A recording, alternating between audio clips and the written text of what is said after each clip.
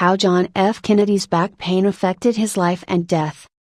For the first time, researchers have pieced together a detailed story of John F. Kennedy's back pain, his spinal surgeries, medical evaluations and treatments.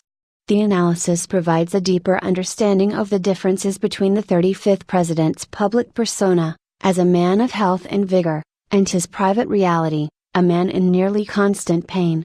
"He was probably one of the unhealthiest presidents we've ever had," said Dr. T. Glenn Pate, a neurosurgeon and the director of the Jackson T. Stevens Spine and Neurosciences Institute at the University of Arkansas for Medical Sciences. Pate and his co-author, Dr. Justin Dowdy, a neurosurgeon, published their report today, July 11, in the Journal of Neurosurgery, Spine. Contrary to popular claims, Kennedy was likely not born with an unstable lower back joint, nor did he suffer from a compression fracture, the researchers said in their report. They also argue that if Kennedy had not been wearing his back brace on November 22, 1963, in Dallas, he may not have been shot in the head. 5 surprising facts about pain. Kennedy's back problems started while he attended Harvard, and although the actual injury is not known, there is consensus that he was probably hurt in 1937 while playing football, the researchers wrote. In 1940, he was drafted. Eager to serve in World War II, Kennedy tried to enlist in the Army and also the Navy, but because of his back issues, failed physical exams for both.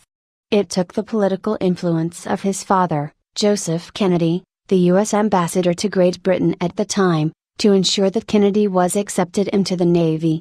It was in the Navy that Kennedy likely further injured his back. After the boat he commanded, the PT-109, was rammed by a Japanese destroyer and then sank, he helped save the lives of several of his crew. Kennedy towed a badly wounded crewman with the strap of his life jacket clenched between his teeth for a punishing 5-hour swim to a nearby island, the authors wrote. Paradoxically, it was Kennedy's privileged standing that may have resulted in him undergoing a controversial medical procedure that ultimately led to his first back surgery, an undertaking that led to more problems and pain, the authors wrote. Many surgeries, the technique, performed at the Mayo Clinic, was an air myelogram, a diagnostic imaging procedure that involved removing spinal fluid and replacing it with air and then taking an X-ray. The air bubbles show up on the X-ray and indicate if there is a bulge or other defect in the vertebral disc. That procedure is not as precise as one using Pentapac, which involves an oil-based dye. The dye provides good contrast on X-rays, compared with air, but because the dye isn't water-soluble, it stays in a person's body and over time can cause other complications, including nerve damage. The hidden illnesses of presidents, perhaps due to Jack Kennedy's prominent status as a war hero and the son of Joseph Kennedy, air was the agent chosen for the myelogram, instead of a potentially more accurate and risky study performed with Pentapac, the authors wrote. The images from the air myelogram did not indicate an obvious herniated disc, and doctors at the Mayo Clinic recommended that Kennedy not have surgery. But, in 1944, Kennedy had surgery anyway, on the disc between the L4 and L5 vertebrae of the lower back. Although the X-ray image taken during the air myelogram was not available for Pate and Dowdy to look at today, they were able to review preoperative and postoperative X-rays of Kennedy's lower back. They concluded that Kennedy's spine looked normal and well-aligned. Over the next 7 years, Kennedy persisted with his political career despite excruciating pain. To the public, he appeared confident, erect and smiling, the authors wrote. But behind the scenes, he used crutches, wore a back brace, underwent daily physical therapy, and gritted his teeth through the pain. In 1954, Kennedy, who was then a U.S. Senator, decided to have a second back surgery to attach a metal plate to his spine and fuse the vertebrae to provide stability to his lower back. Although post-operative radiographs taken that year show that the L5 disc was compressed, Pate and Dowdy report, there is no evidence for compression fractures in the bone of the vertebrae, as was suggested by historian Robert Dallek in his 2003 biography, JFK.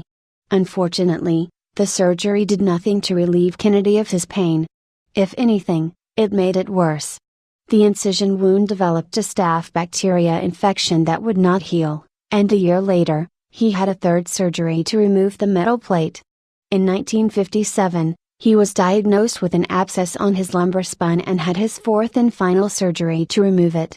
10 persistent Kennedy assassination theories. During these years, Kennedy tried all manner of drug treatments, including antibiotics, and pain medication, including ethyl chloride spray, procaine trigger point injections, and a vitamin cocktail of illicit amphetamine derivatives mixed by Dr. Max Jacobson, the New York physician called Dr. Feelgood for his unconventional approach to treating pain.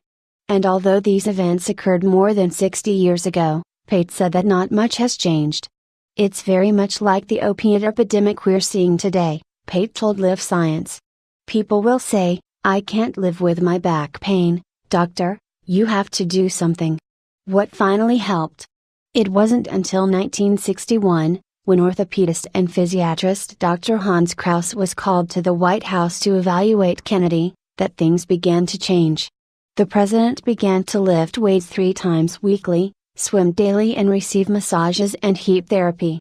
Within months, the improvement was dramatic, the authors wrote. But he would not give up his back brace, despite urging from Krauss. Kennedy was wearing it the day his motorcade drove through Dealey Plaza in Dallas. In their paper, Pate and Dowdy speculated on whether the brace kept Kennedy sitting upright after he'd been shot in the neck by Lee Harvey Oswald.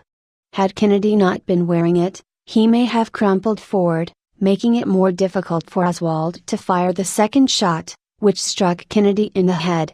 His back pain plagued him throughout his life, his professional career and military career, and then it still had an impact on his death, Pate said.